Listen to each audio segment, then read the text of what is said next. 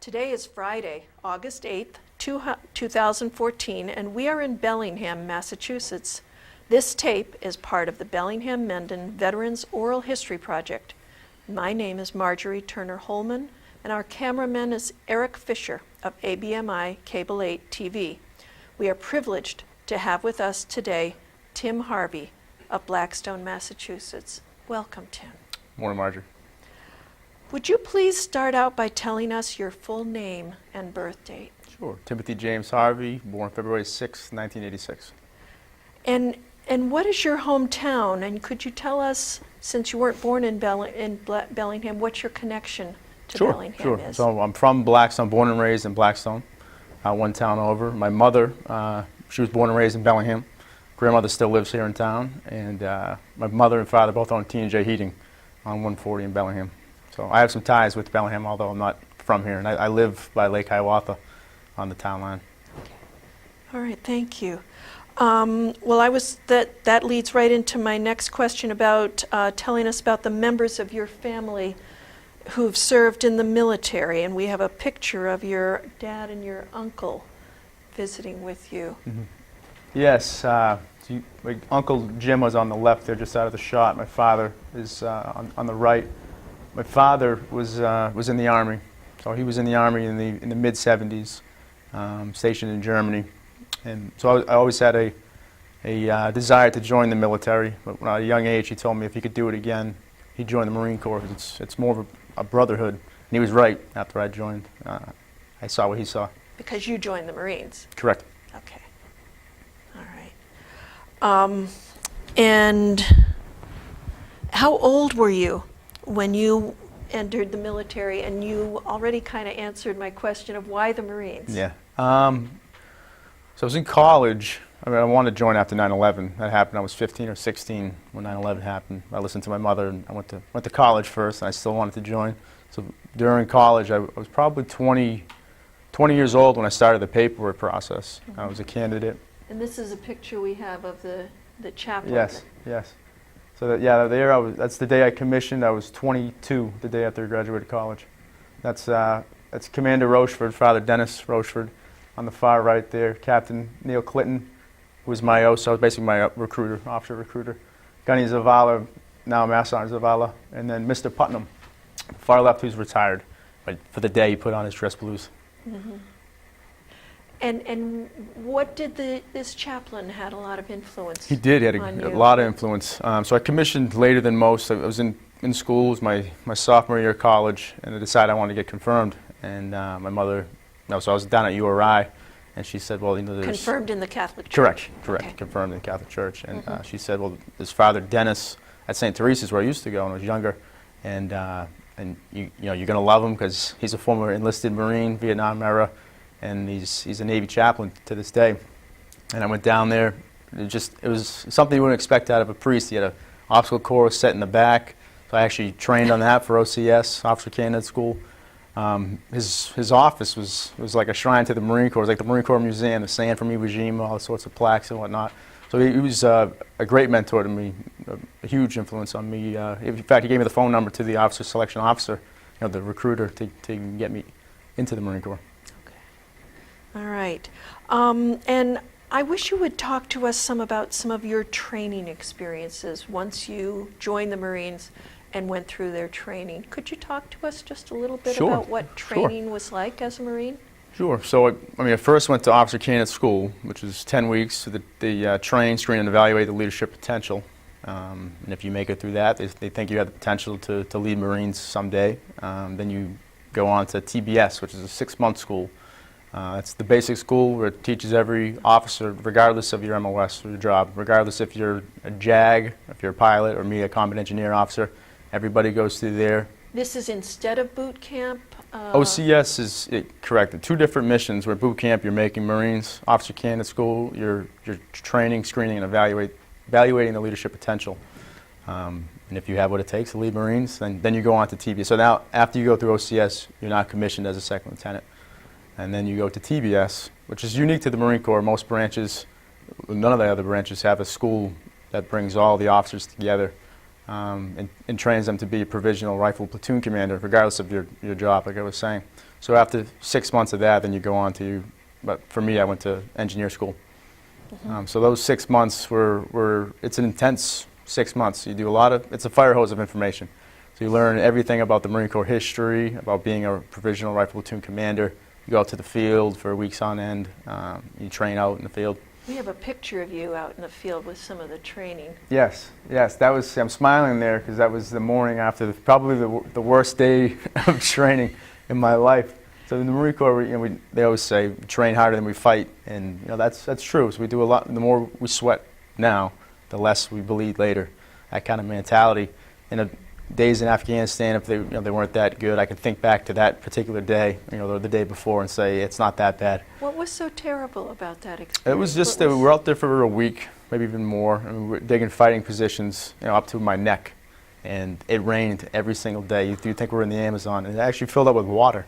So now we're standing, it's a fighting position with a crew serve weapon, and I'm trying to put logs in to build some sort of stand-up or stand-off so I'm out of the water, but the rain never stopped, and it came up to my knees. So we're standing in that for days on it, throughout the night. It was just, it was a miserable few days. So I look back on it now. I remember being on the last night, that night right there, the night before that, being under a tree with a poncho just over my head. We normally build a lean-to, but there weren't any trees or vegetation to use, and I had a friend who didn't have a poncho. His was ripped or something. And so I told him, you can get underneath with me.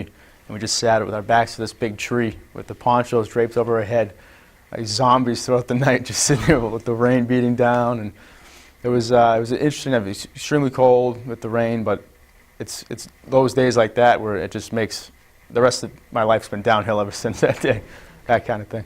Okay. Yeah. Oh, golly.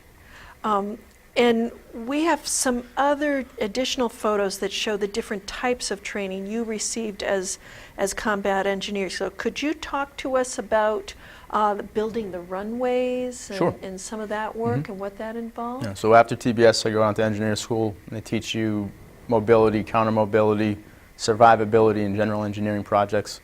And so that's ADR, airfield damage repair. And that's specific to the wing, like where the unit I was with, the MWSS.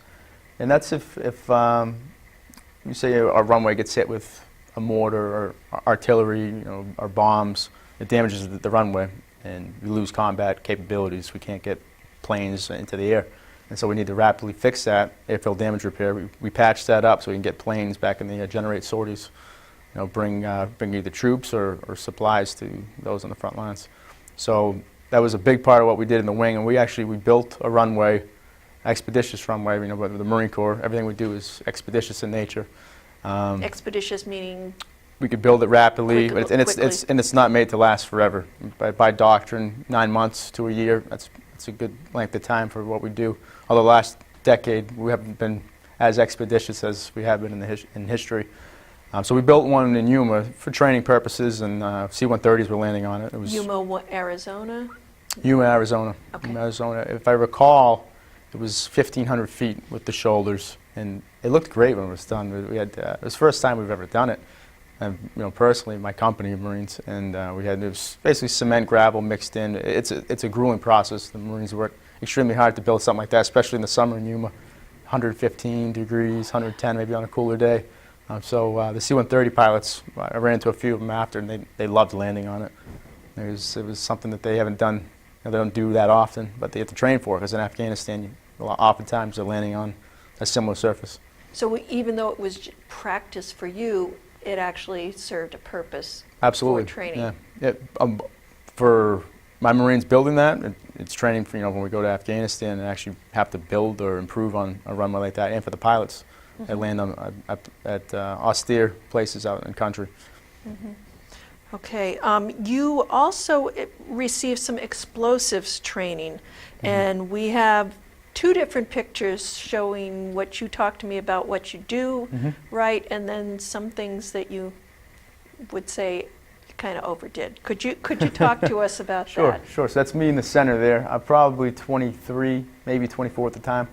A couple engineers on either side of me there, and that's the detonation cord. And we're probably building, this is probably one of the first times we've handled at the engineer school. So explosives, we use that for mobility or counter mobility. We have to get things out of the way. So explosives come into play. Even with runway, we used some dynamite in Afghanistan to move some ledge out of the way so we can put down a runway. So we use there's many different examples that we would use demolition. That's also I think any engineer would agree it's the most fun out of everything that we would do as engineers. So that particular time there, we're just probably getting comfortable with using det cord and timing fuse. So you actually cut it to a certain length, and you can estimate how long you'll have before it actually detonates. Or electric, if you're using electric, it's just the clacker. It's instantaneous when you hit the button. There's and a lot of it you can calculate safe standoff of what you're using, how much poundage of explosives you're using, but oftentimes meaning how far to stay back. Sure. So yeah, we're using X amount. There's certain formulas that you would use. You'd say, okay, this is a safe standoff distance. We should be away from fragmentation. We might not even need our personal protective equipment or PPE, but we always wear that stuff during a demo range. But sometimes we would send stuff overhead. We cut a steel beam one time, and this is practicing for, say, taking down a bridge. We need to do such a thing. So we have a steel beam, and a lot of it's just trial and error. That's the first time doing this. So let's see how much C4 we need to cut the steel beam in half, and half the steel beam flies overhead. I mean, we never had an incident. No Marines were ever hurt, at least on my demo ranges. But we've had a couple close calls. It's demolition. It's a lot of fun, but you got to keep in mind this. As the officer of the range, the officer in charge, my main mission there is to keep the Marines safe, make sure that they're doing everything properly. So then we have another picture where you said that was a sort of trial and error. And yeah. So that it looks like Gunner Sergeant Newland there at the time, Staff Sergeant Newland. That was a Ford pickup truck, a Camel pickup truck. This is out in Yuma, and it was free to our use. So we decided we wanted to turn this thing into a convertible. So we'd have fun out there, but we're also, it's like I said, trial and error, we're learning. And so we used a couple sticks of C4 cut in half the long way with some detonation cord. Is this dynamite? C4 explosives. Okay. So it's plastic explosives, the white stuff you've probably seen in movies and whatnot. And so we have these, in this shape, the long, cut the long way, a couple different sticks with the detonation cord through it, and you saw what it did to the truck. It didn't make it a convertible, it made it scrap metal. So hindsight, maybe that cord would have made that a convertible. So that would have been enough. But learning point, we all learned, hey, sometimes you just don't need C4. Detonation cord will take care of the job. That's how you learn. That's how you learn. All right. Now you were deployed to Afghanistan, and I'm wishing that we have a special gift that was given to you that you brought to Afghanistan with you. We have a picture of that. I wish you would tell us about that. Sure. So that's me on the left there. And I was now First Lieutenant Harvey at this point. Been promoted from Second Lieutenant to First Lieutenant. On the right, that's First Lieutenant Eric Demahowski. Now he's Cap Demahowski as well. He's from Situate, Massachusetts, so he's from here. So that flag was a gift to me from State Senator Richard Moore, who represents the Worcester Norfolk district here. I had met him before I departed for Afghanistan. It was a going away party actually in Blackstone, the Boys and Girls Club, and he mailed me the Massachusetts flag there, and I hung it. I had it hanging the entire 7 months I was in Afghanistan. So it was a great gift from him, and I still have that as a matter of fact. All right. Now let's start talking about Camp Eddi. Okay. I wish you would describe some about the conditions that you were living in there and what your duties were and some safety concerns. Sure. So when we deployed to Afghanistan, I was the combat engineer platoon commander. We got into country at Camp Leatherneck, the big base in the Helmand province. I was sent as a detachment OIC. So basically I'm taken out of my role as the platoon commander and I'm taking over a detachment of Marines that a couple of them were from my platoon, but the majority were from different parts of our squadron, our parent command. I'd never trained with them before. It was just something that last minute, that Lieutenant Harvey, you're going to go take this detachment 50 miles to the north, and basically it's a FARP that was set up. It's called FOB Eddi, but it's a FARP, a forward arming and refueling point. For helicopters. It's very small, big planes couldn't land there, but helicopters could land. And so we'd refuel them. That was a primary mission, but we'd also rearm there. And they'd take off and fly sorties, as they're called, missions. So I was up there with 25 Marines. I had utilities Marines. So we had limited shower capabilities. It was the FOB itself was British battle space, and the Brits turned it over to the U.S. We maintained the well. It was supposed to dry up any day. It never did while I was there anyway. So we had limited shower capabilities, which is obviously very nice out there in the sandbox. We also had basically firefighters. Anytime there's a helicopter land, these firefighters would be there on site. They're called ARF. They looked like fire. In case something would happen, they'd extinguish the fire. So we had an assortment of Marines that were there. Fueling Marines, obviously, they were extremely busy. Didn't matter if they were Marine Corps or not. There were coalition forces landing. They needed fuel. If we had the fuel, we were going to give them some fuel. So this was very small. It was 600 feet by 600 feet, if I recall. We had posts on the four corners, but fortunately, we didn't have enough Marines to man all the posts. So we had some challenges. We didn't have it as bad as everybody in country, so I won't sit here and say that we had it. There was Marines out there that had worse conditions than we had it, but it wasn't a cakewalk nonetheless. So we didn't have enough Marines there to man the post, which was an issue we had to deal with day to day. We have a picture of you where you said that you made it so that it appeared that there was somebody manning the post. Yes, so as an engineer, the first thing I'm looking for is security. So I get in the middle of the night by helicopter. In the morning, I walk around and doing the turnover with the unit that's taking off. So this is a photo of one of the posts that we didn't have a crew served weapon nor a Marine to man the post. So I found this pipe. That's what you're looking at. There's a pipe facing outboard towards off the fob, and and that's also my tent was right by there too. So I'm in my own little command post tent there, CP tent, and so it helped me sleep a little bit more comfortably at night. At least looking like there's something there. So it's supposed to look like a crew served weapons facing the enemy. So maybe it deterred them, probably not, but at least I felt more comfortable. But it goes to show that not all the posts were manned, even in a sandstorm. So we basically had every other post manned. But in a sandstorm, I'd be standing in one post looking at the nearest, and I couldn't even see it. So in those conditions, especially through the wintertime, we'd have a sandstorm. It was a little nerve-wracking because we didn't have the proper security. We didn't have a wire going around, which by doctrine we should have triple standard concertina wire. So we called back to the rear and we asked for some wire. We got the wire. We didn't have enough, but we had enough to constant improvements. So we're constantly improving the battle space there, but it was definitely an austere, Spartan-esque environment compared to some of the bases that were in country after a decade of war. And you talked a little bit about the shower capabilities. I think we have a picture of what the latrine facilities were like. So showers sound nice. So we had showers. It's cold water, but nonetheless it's water. It's purified water, so it's nice. But now this is on the opposite end of the spectrum. So this is what we call our heads, our field heads, and it's all males here. We couldn't facilitate females here, as you can probably assume why. But so you'd have to stand up if you want to use the bathroom there. That's for males. But essentially, it's PVC into the ground, and that's all it is. So it wasn't it wasn't anything special by any means. Okay. Well, now you had a lot of duties when you were deployed as an officer. Can you talk to us? You talked about problems, communications, sat phones. Sure, Can you tell us a little bit about some of those things that you dealt with? Sure. So my commanding officer is Lieutenant Colonel at the time. He had his own challenges because it's much easier for command and control if all your Marines are in one spot. But he had, the bulk of the squadron was at Leatherneck, but he had my detachment. There's also two other larger detachments, one at Bellingham and one at Dwyer. And so facilitating command and control is extremely difficult when they're hundreds of miles spread apart.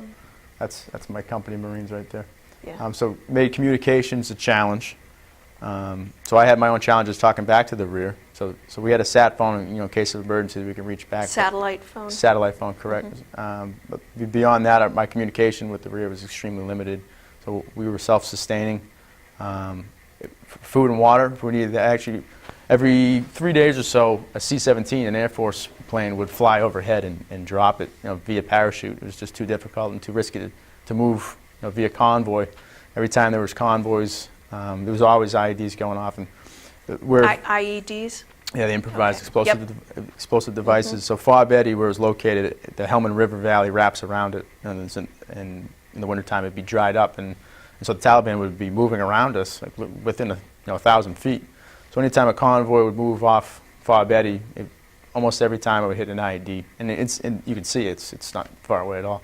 And once the convoy comes back a day or two, maybe 3 days later, it hit another IED. We just couldn't see inside the wadi. So eventually, there was a sniper team that was set up on this hill that could look into the wadi because we couldn't see it from where we were. On occasion, the posts.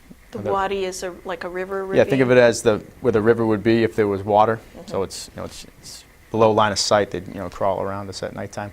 But the posts every now and then would spot somebody with a shovel and whatnot. And it was the day I got there. One of the posts shot at somebody because clearly see them digging an IED. So that was pretty common practice. It was probably 70 trucks on that small farm that was that were destroyed. Mobility kills to the vehicles, the U.S. vehicles, and the Afghan National Army. They had they're like Ford Ranger pickup trucks. So that photo that we saw a little while ago they looked like that. So they were riddled with bullets, or if they hit an ID, that's a catastrophic kill. It's not just a mobility kill. So we had that going around us there, and it's right about around Musa Kala. So we had artillery as well. In fact, a buddy of mine from OCS, I ran into him there.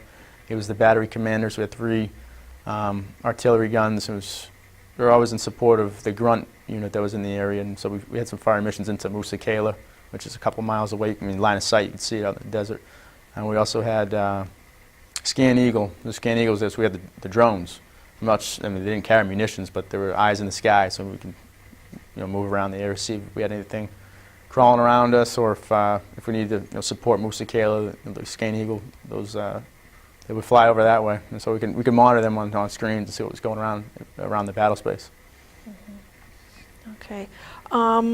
Any kind of managing problems that you want to talk about as or working with people, and when you're working in those close quarters? Sure, yeah. You're there 24/7. So we had great, my Marines, there's, like I said, 25 of us. There's probably 70 Marines and also sailors there as well, and a couple civilians with Scan Eagle. So relationships, like I said, my Marines, we got along great, but we had the Navy there as well, a full shock trauma platoon, and then they had a Navy captain, which is an 06, equivalent of a Marine Corps colonel, down to the basic corpsman. So their purpose there was if we had troops in contact and God forbid they were wounded, they weren't expected to make it back to Camp Leatherneck where they had all the resources that they need to to deal with somebody. If they weren't expected to make the trip back, they would fly them to Eddi if it was closer, and the full shock trauma platoon would stabilize the Marine or sailor or whoever it be, and then transport them back to Leatherneck when they're ready to be transferred. So they've been there a long time, probably about a year. They were just about to leave when we really got there. They were probably there for 2 months. There was a 2-month overlap, and there was the Navy captain was there. He was a little like we all get when we've been there too long in countries, just getting a little antsy. The food wasn't up to par. It was getting dropped in via plane. A lot of it was breaking on impact, and the fruits and vegetables. He was upset that we didn't have. So Lieutenant Harvey, we don't have fruits and vegetables, and things have dropped down since 373's gotten here. I said, well, sir, I don't control the food. We have a couple cooks, but I'm not the one bringing the food in. And we're not hiding food. I'm going to bed hungry, just like you and your sailors are going to bed hungry. So you deal with those challenges. We left on great terms afterwards, but we had some growing pain issues like that, like you would have at any base. Mm-hmm. Mm-hmm. Okay. Now, there were some unusual methods that you described about Marines staying in shape, and could you tell us about them? We actually have a photo. Yeah, so we have MCMAP, it's called, it's the Marine Corps Martial Arts Program. So right there you're seeing a couple of Marines ground fighting, and Marines, they keep themselves occupied, and this is a lot of fun to watch them or even partake with them. But yeah, that's them ground fighting. Every now and then it would just kind of happen, and it's all in good fun. And they're not mad with each other. They're staying active. They're staying in shape. They're staying engaged. And so this actually gives a good lay of the land here. If you look, you can see my tent there. It's got the cami netting over it. It's in the far back center. So that's a little CP tent that I stayed in. And then at the top left, you'll see out there the HESCO barriers. That is one of the corners of Bob Eddi itself. You can see mountains. Yes, you can see hills out in the majority of the Helmand province. There is desert. It's very flat, so that gives a good lay of the land of what you're seeing there. Mm-hmm. So yeah, it's Marines enjoying some ground fighting, some MCMAP as they call it. MCMAP? MCMAP, the Marine Corps Martial Arts Program. Okay. It's a combination. It's all disciplines that have been put together. Actually, it started about a decade ago, and the Marine Corps brought in people. I'm not exaggerating. Chuck Norris, he had played into McMap, and there was like a Brazilian Jiu-Jitsu knife fighter. They lined all these people up from around the world. And they went down the line and show us what you have for skills, and they'd show them. And so they went down the whole entire line. They said, okay, this is what we could fit that into the program. We'll fit that into the program. And they put the whole combat load on these people. So they have the flak vest, with the SAPI plates, the bulletproof plates essentially. So it's very heavy. The Kevlar helmet. So you get the full combat load on, and you're not as mobile by any means. And they went down the line again. Now show us these same moves. And they could see what worked, what didn't work, and they put this whole thing together, and it's called MICMAP. And so that you'll see ground fighting disciplines, stand up, self-defense, and they incorporate knives, rifles. Some of it's done at nighttime. Some of it's done 2-on-1, 3-on-1, 1-on-1. So it's a lot of different disciplines into the mix. You see jiu-jitsu, Muay Thai, karate. It's a lot of fun. And it's stuff you did as well? Oh yeah. Every Marine had to be, based on rank, a certain color, your belt. So everybody, when you first go through, is a tan belt, and then it goes to the gray belt, then green, then brown, then black with different tabs. In Afghanistan, there I did my green belt course. I did the course with that lieutenant I said I was friends with from OCS, the battery commander. So that artillery platoon that was there, they had an instructor, and he was running a course. So I think 20 of us that did it. So he invited me over to do it with him, and I got beat up for a couple weeks, but I got my green belt, so I definitely earned that one. Oh gosh. Well, you mentioned something about the food. Could you tell us about how they handled? You talked about drops and such. Yeah. So I said every 3 days or so, the food would be dropped via parachute, just off the base. Obviously, you don't want to be crushed by food falling down. Pallets. Yeah, it's big boxes, and they're essentially MREs, the meals ready to eat. So they're dropping MREs, but they're dropping things called tray rats, which is basically large-scale MREs that you heat just with flame. And that's what we'd have for breakfast and dinner chow. And in lunch, we'd have just the standard cold MRE, which I didn't mind at all. So they're dropping that, but I didn't control it, nor did we. Had one other lieutenant there, so there's only 3 officers there total, different units, but he was in charge. He was air traffic control, and so he was in charge of the C-130 coming in, directing traffic anytime helicopters would land. And the first time that I heard that, you would think it was IDF with mortars coming in. As you hear, the parachutes weren't large enough, so half of it would smash on the ground, and we'd have to burn it right there on site because the civilians in the area would come through, rummage through the trash, and take what they could. It's a little too close to our fob, so we had to start burning it, and that would just keep them away. But I didn't have communications with the unit. Like I said, it was the Air Force. They were actually bringing it from Qatar. They're flying from Qatar every 3 days, dropping it, and you would see it probably 10,000 feet in the sky. But the first time I heard it, very scary, because you hear boom, boom, boom, boom, boom. Oh, it's IDF. Nope, that's thunder. No, that's IDF. And you're standing there, and there's a Marine running, fast as he can, running at me. And I'm frozen. I'm like, wow, this is IDF. And then I heard like a third voice. I never saw him. It was another Marine saying, it's the airdrop, idiot. So the Marine stops running. And he's walking. He looks embarrassed. I'm smiling at him, but at the same time, I'm embarrassed. But luckily, I wasn't running, looking because foolish. This other person thought it was. You assume it. You just hear you can't see it. It's at dusk, so you don't see the plane unless you know it's coming, or the parachute's falling. It's just as the sun's going down, but it sounds like explosions going off. And so if you've been there long enough, I have the schedule, so now I know roughly when the plane's coming by, so I can watch. And you could always see the new Marines and sailors, because once they start hitting the ground, they start running. So I mean, it was comical. It was sad to see how much food was wasted, but we didn't have communications with the unit that was bringing us the food to let them know that I think the parachutes are just slightly too small, and so you'd rummage through and find what you can salvage, and then we'd cook it up. I said we didn't have really fruits. Not a lot of extras. No McDonald's in the area. No PX on the base. So we looked great though. We were cut. Definitely weren't overweight while we were out there. So that's how we ate while we were out there. Now you were spared some of the worst action, but you were describing that there were battles going on at the same time that you were deployed. Yeah. Something, the Dark Horse Battalion you talked about. Could you Mm-hmm. tell us a little bit about Sure. that whole experience and how it affected you while Mm-hmm. you were in Afghanistan? Sure. So there's plenty of units that were around us and, you know, hooking and jabbing with the enemy. But 3-5 Dark Horse, they were there at the end of 2010 when we were there. Our deployments were running concurrently. In fact, we're at EMV when 3-5 was there, going through part of it. It's a month-long training, you know, enhanced Mojave Viper, before you head off the country. And I had some friends. We were went to TBS, the basic school, together. When we went our separate ways, I went the route of the engineer officer. These folks went the infantry route. We met back up at EMV. It's a small Marine Corps, so you run into people everywhere. And so I ran into them there, and then we deployed around the same time. So we're over in Afghanistan, the same area, Sangin, maybe 5 miles from where I was. I was in Musa Kala. Nonetheless, we have this Merc chat capability. Think of it like a chat room, like an online chat room, but it's secret capabilities, so it's secure. And you could see 9 lines coming across all the time, all day. And the 9 line, that's if, let's say if the troops are in contact, maybe you're being ambushed and you're firing with the enemy, an IED goes off, you send a 9 line. It's basically a situation report. Tells you what happened, tells you how many casualties there are, if there are any. Is it a routine casualty? Is it immediate? Do you need air support?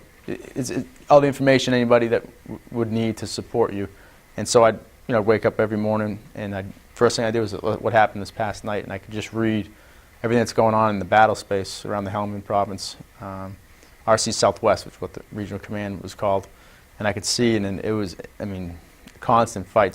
So yeah, maybe our life out there wasn't like it was in the States, but you could appreciate, at least we were safe, and I guess a lot of the Marines and coalition forces weren't having the deployment that we were having. So they had a heck of a fight out there. And so 3-5, you could read all about it online. I'm sure there are books about it now, documentaries.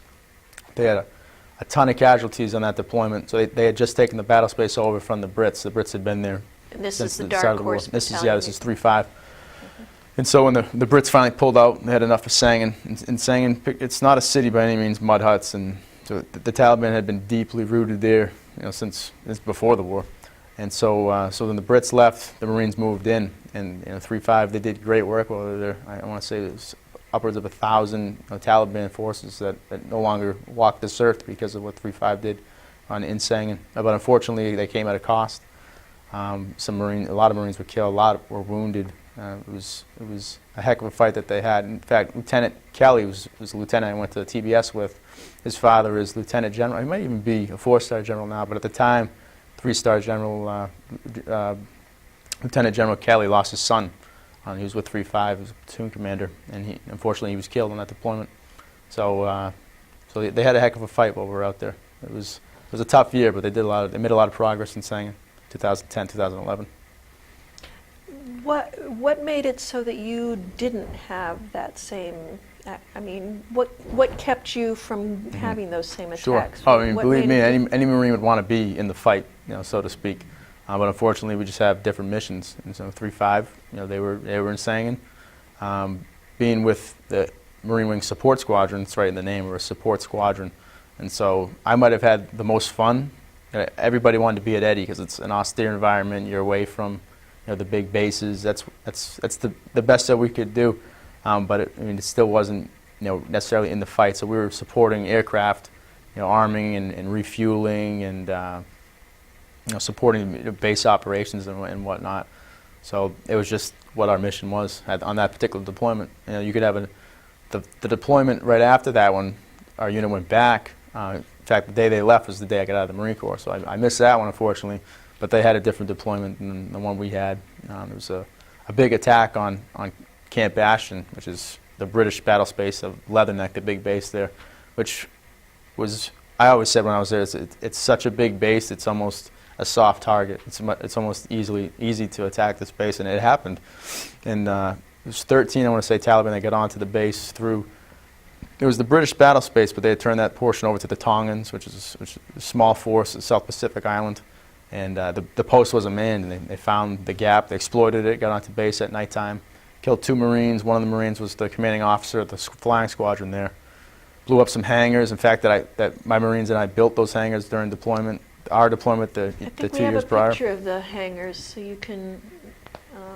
Yeah, so those are Yeah. called clamshells or Shastas, and then that's for aircraft maintenance and whatnot. So those are the things that we do in the Marine Wing Support Squadron. So my platoon was just very busy. So You had those during on my the deployment, base there. Okay. yeah. So the first half I was at Eddi. Halfway through the deployment, I went back to Leatherneck. So this is on Camp Bastion, Leatherneck, Oh, okay. that area. So I essentially had 2 deployments in that one deployment. So halfway through my platoon, the combat engineer platoon that I previously had been with, operation tempo picked up, and there were a lot of projects, engineering projects, running concurrently. So my commanding officer decided to have a new lieutenant go out there to Eddi as a detachment OSC, bring me back to the platoon to manage all these engineering projects that were going on. It was pretty stressful. There were a lot of projects. Marines were doing a lot of good things. That was going to be my question of tell me the difference between the 2 Okay. deployments. Yeah, so definitely Operation Tempo was much faster tempo at Leatherneck, which is where that clamshell was, that Shasta. The first half, austere environment, harder to live in, but during the winter, generally slower. At Camp Eddi. That's at Eddi, Yeah. FOB Eddi. Then you go to Camp Leatherneck, the big base, big melting pot. It'd be like the Manhattan of Afghanistan. Just a lot of coalition forces. I mean, meeting people from, Dutch soldiers and British, and so everybody's there at Leatherneck. And so there was a big runway project going on. They were making a C-5 capable, C-5 Galaxy, which is a big plane. And they're making this runway, and that was all contracted out. I mean, it looked 24 hours a day. There's thousands of contractors out there working on this thing. It was an impressive amount of money was spent out on that runway. But we did a lot of the projects that ran alongside the aprons to the runway and the chassis, those clamshells. I think we built 9 of those. It was 2 SWA huts, we call, by Marine Corps doctrine. Engineers built SWA huts. Expeditious, like I said previously. But in Afghanistan, things changed, and these were built to California Electrical and Structural Code, which is something we don't do by doctrine. So we learned how to do it out there. I was impressed that the Marines were able to pull that off. When I first saw this, I'm like, how are we going to do this? We don't do this. But we figured it out. Not only by doctrine, they're much 24 by 36, 24 by 48, something like that. It's typical to the size, but we made these 128 feet long. I mean, they were very long. These are supposed to be office spaces for the flying squadron. So we built 2 of those. So that was a feat in itself, but the Marines did an outstanding job, and they look beautiful to this day. We had the chassis going on. We had a lot of wire that we ran, like C-wire, concertina wire for security purposes. We ran a lot of that. We did concrete projects. Built another 2 SWA huts, smaller ones, like 24 by 48, back on our compound on Leatherneck. So the platoon, I had 42 or so Marines in the platoon, extremely busy. And morale was low because, like I said, every Marine wants to be in the fight. Unfortunately, the platoon, so I had my fun on Eddi, but they were there the entire deployment on Leatherneck. And not only are they stuck there not doing what Marines are trained to do, engage the enemy, they're doing engineer projects on a massive base. It's not what Marines want to do, and they're doing it for 7 months, and they're doing more projects than the platoon should probably be able to handle, but they're getting it done. So as an officer, as a platoon commander, you have to manage those expectations, and you have to find the balance between the mission, that's our number 1 goal, is the mission accomplishment, but also troop welfare. So you got to find, it's a balancing game. So it's, we always say mission first, Marines always. So you got to keep that in mind. And I remember I almost had a mutiny on my hands at Christmas time, and they just needed a day off. I mean, this is 7 days of operations all day, every day, and it does get grueling and extremely demanding. Like I said, morale was low, and so I was working on getting a day off for Christmas, and I found out we weren't going to get that day off. I've got to work through Christmas. We already worked through Thanksgiving, and now I'm like, I told my company commander, I said, if I tell him that, like, I'm going to have a mutiny on my hands. And he said, hey, the mission comes first. So I found a way to make it work. I rolled the dice, and I gave him the day off. And so I stayed up at the office spaces in case anything came down. I'd take care of it myself. But I think they saved Combat Engineer Platoon from having a mutiny on that deployment. But 7 months later, everybody went home happy. I went home safe to their families, which is an important thing. But they also got the job done. So it was a successful deployment in the end there. Well, talk to us about your decision to leave active duty, Tim. Sure. Well, that was definitely a harder decision to decide if I'm going to leave or the harder decision was to decide if I was going to stay. Getting in, that was an easy decision. I knew I wanted to serve. Now it came time to decide. Now after deployment, I picked up captain. Actually, when I got back from deployment, I became the company commander. The day, 1 year after I became a first lieutenant, so 1 year to the day, I took over the company, which is not common at all. Usually it's a captain or not a senior captain. So I'm taking over, I'm inheriting 150 Marines. One who's got 9 deployments, I think 6 of which were combat deployments, Master Sergeant. Then my company first sergeant, he's done a combat jump into Panama in the mid-'80s, when I'm not even sure, that was probably one at a time. So I'm taking over this company. How am I, the ripe age of 25, I'm still not a seasoned first lieutenant at this time, taking over this company. So it was certainly an awesome responsibility, and I loved every minute of it.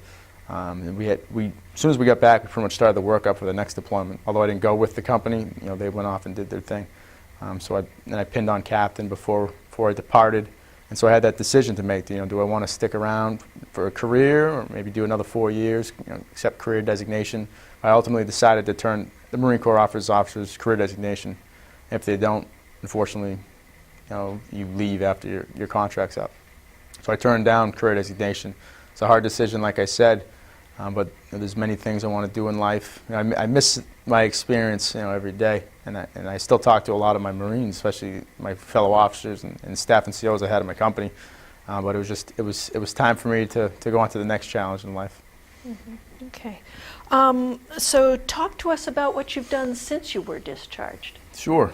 So actually, before I got out of the Marine Corps, a couple weeks before I got out, I was still on terminal leave. I started my MBA. So I decided I wanted to get out, but I still didn't know my next move. Was I moving back to the East Coast? 'Cause at this point, I'm stationed in beautiful San Diego. Did I want to stay? Do I want to go back home? So I decided I want to stay, and the government gives us the GI Bill, which is an absolutely fantastic resource.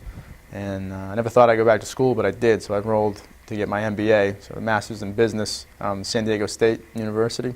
So I received my MBA with a focus in marketing. I did that, and it was a 2-year program. I was able to get it done in 1 year because my undergrad was in business. So I was able to waive out of some classes, which helped me get through that quicker. But it was a great experience for about a year.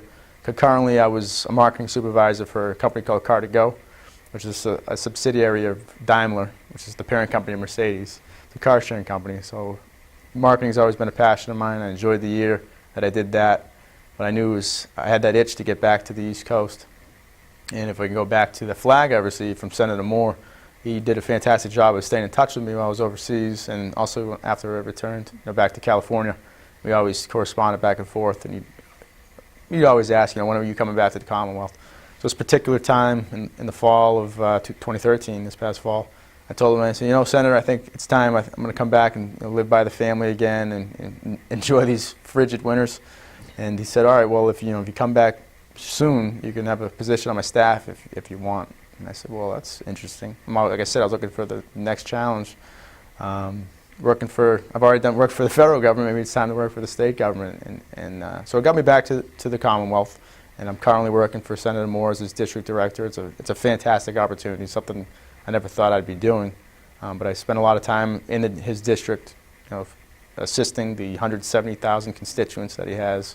Or I'm at the State House, helping out there as well. So it's very different. Wearing a suit every day, by swearing the utilities, the combat uniform every day. So 2 ways to serve, but 2 very different ways to serve. Very good. Is there anything else you wanted to add that we didn't talk about that I didn't think to ask you about? I think you've asked me some fantastic questions. Do you have any more questions for me? I feel like I've asked you, where do you have any regrets of having been in the Marine Corps? Oh, absolutely not. No regrets joining the Marine Corps. It was the best decision I ever made in my life. And I made some lifelong friends, and I've learned some lifelong skills. Those things that I'll to this day I carry with me. You would think I just got out of the Marine Corps last week. I'm coming up on 2 years off of active duty. I'm still in the inactive reserve. So Uncle Sam still has his grasp on me. I'm not out yet, but I would never say I have any regrets. I would do it again in a heartbeat. So what would you say would be when you think about your experience, what's that turning point, that best experience that you kind of hold on to? That Yeah, I would say leading Marines. No particular story, nothing that I hold on to, but just the overall responsibility that I was given, to lead Marines in Afghanistan as well. So like I said, I had a company of 150 Marines, and there's nothing more humbling than coming into work each day, with 150 souls. You're at 25, by the way, 25 years old, and I'm worried.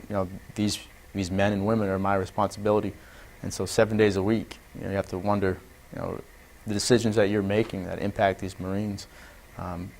Whether it's their safety or just day-to-day operations, are you making the right decisions? And at the end of it, I think it might not have always been a popular decision that I made, but I think the Marines understood, and this is the best part, is that I always had their best interests in mind.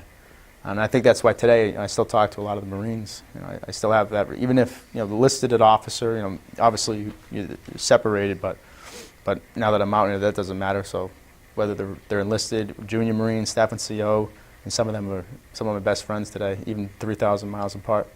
So I would say that's the best experience was having the opportunity to lead Marines.